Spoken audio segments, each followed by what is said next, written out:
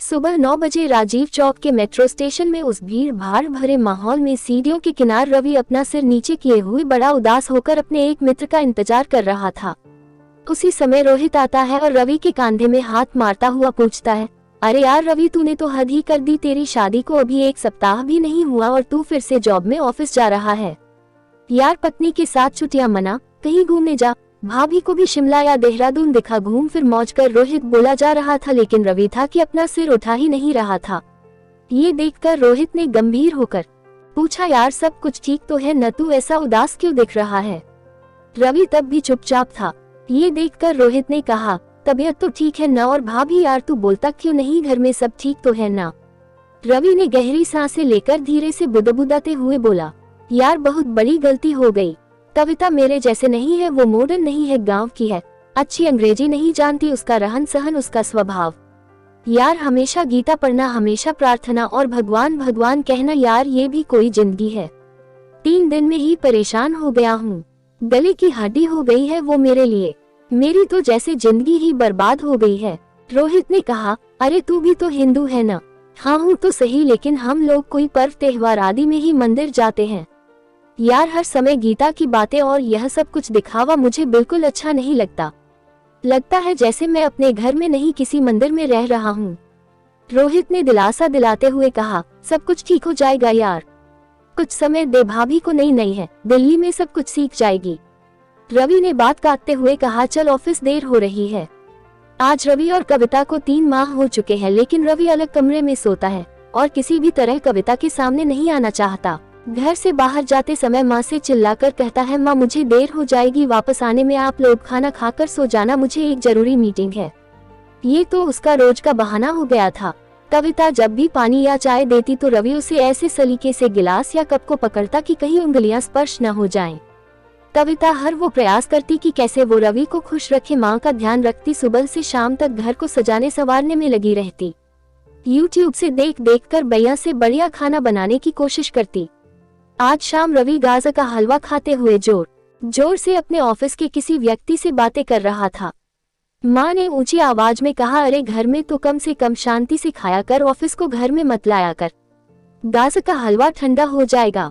तभी माँ को चुप कराने के लिए तुरंत रवि ने कहा, माँ बहुत बढ़िया हलवा बनाया है आपने। माँ ने कहा, मैंने नहीं, बहू ने बनाया है। ये सुनकर तो रवि के जैसे सांप सूंघ गया। वह चुपचाप अपना फोन लेकर डाइनिंग हॉल की ओर चला गया और फाइलें पलटने लगा।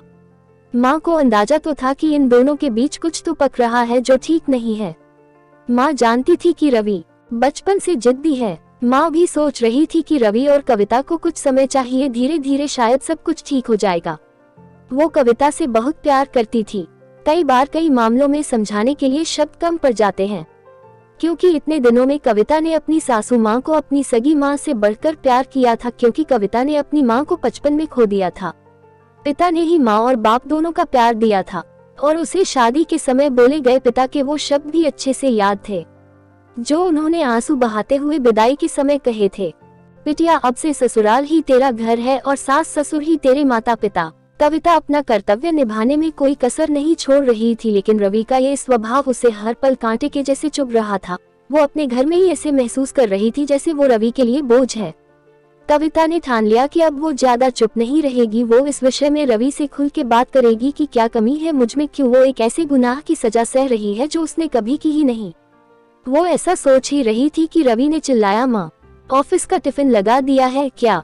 कविता ने टिफिन उठाकर रवि की ओर बढ़ाते दिया, लेकिन जैसे ही रवि ने टिफिन का हैंडल पकड़ा, कविता ने उसका दूसरा हिस्सा नहीं छोड़ा और बोली, मैं आपसे कुछ बात करना चाहती हूँ। और भरे हुए गले से आंसू बहाते हुए बोली, यदि मैं तुम्हें पसंद नहीं हूँ तो मुझे मेरे पापा के घर छोड़ आओ। रवि कुछ बोल नहीं पाया, बस धीरे से बोला, ओके देखता हूँ। कविता की ये बातें जैसे रवि के कानों में जोर जोर से गूंज रही थी। पूरा दिन उसका काम करने में मन नहीं लगा। वो सोच रहा था, क्या हो रहा है मेरे जीवन में, किसकी गलती है, क्यों ये सब कुछ हो रहा है? कविता सुंदर है, पढ़ी लिखी है, लेकिन आखिर क्यों? जो भी हो अंदर से कहीं लग रहा है, चलो अच्छा है बला टली, वो अपने घर चली जाएगी। कुछ दिनों में तालाक आदि के पेपर तैयार करवा लूंगा, वो भी किसी और से शादी कर सकती है और मैं भी आजाद। वो इस उधेड़बुन में पूरा दिन कुछ काम न कर सका और टिफिन भी खाना भूल गया। वो जैसे ही घर पहुंचा तो क्या देखा, माँ बिस्तर में पड़ी हुई है, उसे बहुत तेज बुखार है। कविता ने कहा, सुनिए माँ को जल्दी किसी अच्छे डॉक्टर के पास ले चलिए, मैं सुबह से कह रही हूँ चलो किसी ऑटो में किसी डॉक्टर के पास चलते हैं तो माँ मना कर रही हैं। माँ कराहते हुए बोली, अरे रहने दे बेटा, थोड़ा बुखार है, दवा खाकर ठीक हो जाऊंगी। रवि ने माँ के माथे पर हाथ लगा कर देखा तो कहा, अरे माँ बुखार से आपका शरीर तप रहा है। तुरंत टैक्सी मंगाकर वो माँ को लेकर अस्पताल पहुंचा। पूरे रास्ते कविता माँ को संभाले रही और माँ के लिए लगातार प्रार्थना कर रही थी और दिलासा देती रही, आप ठीक हो जाओगी, आप चिंता मत करो। डॉक्टर ने थोड़ी देर तक चेकअप किया और एक्सरे के बाद बताया रवि की माँ के पेट में ट्यूमर है जिसका ऑपरेशन जल्द ही करना बहुत जरूरी है। रवि के पूछने पर डॉक्टर ने बताया 5 लाख की जरूरत पड़ेगी और उसके पास केवल 1 दिन है पैसे का इंतजाम करने के लिए। ये सुनकर रवि के डर के मारे हाथ पैर कांपने लगे। वो सोचने लगा, अभी शादी के समय ही तो कर्ज लिया था, दोस्तों को पार्टी देने में उसकी सारी जमा पूंजी भी चली गई थी। लेकिन वो अस्पताल से बाहर आकर जिसे भी हो सकता था फोन लगाना शुरू किया। सभी दोस्तों ने कुछ न कुछ बहाना बनाकर और डैक जताकर फोन रख दिया। उसने ऑफिस में फोन किया, वहां से भी मालिक ने कहा, देखो रवि, लॉकडाउन के बाद वैसे भी हमारी कंपनी लॉस में चल रही है और आपने पहले भी एडवांस ले चुके हो, सॉरी अभी हम आपकी कोई मदद नहीं कर सकते। रवि पूरे 2 दिन तक पैसों के इंतजाम में जहां जा सकता था वहां गया, लेकिन उसके हाथ निराशा ही लगी। अंत में उसे लगा, मुझे डॉक्टर से कुछ और मोहलत लेनी चाहिए, यदि हो सके तो 2 या 3 दिन बाद यदि ऑपरेशन हो तो वो कहीं न कहीं से लोन लेकर या घर के पेपर गिरवी रखकर पैसों का इंतजाम कर लेगा। थका हुआ वो अस्पताल पहुंचा और सीधे डॉक्टर के केबिन में जाकर डॉक्टर के पैरों को पकड़ते हुए बोला, सर मुझे 2-3 दिन का और वक्त दीजिए, मैं आपका सारा पैसा दे दूंगा और ऑपरेशन के भी पैसे भर दूंगा, आप बस मेरी माँ की जान बचा लीजिए, मैं आपका यह एहसान जिंदगी भर नहीं भूलूंगा। रवि रो रहा था।